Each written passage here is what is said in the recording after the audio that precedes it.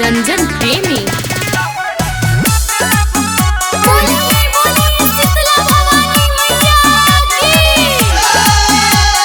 Music by Mantu मनी। रंगदार music recording studio गया station. लगल बा दशहरा के मेला, कैसे जाई राजा जी अकेला।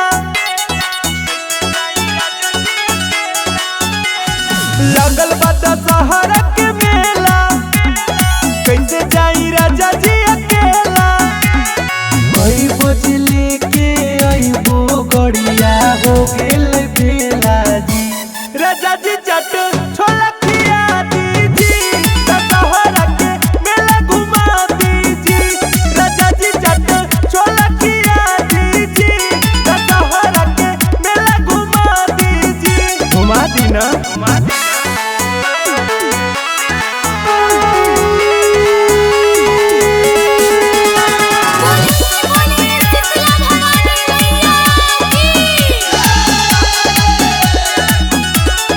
बड़ी भीड़ हकई राजा होते ठेलम ठेलावा, कैसे के घुमावे जी सरकस के खेलावा।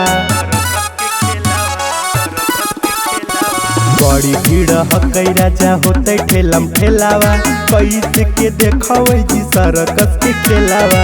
आओ न जल्दी कटा हो न टिकटा होते झमेलावा जी।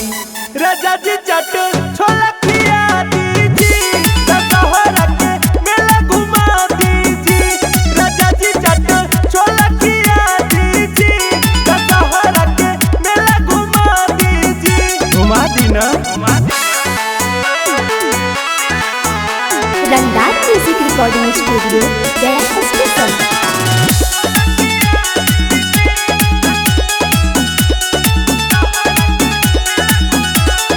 संतोषरा न पिया माना भोन बात जी, अबो न त चल जीवो देवरे के साथ जी।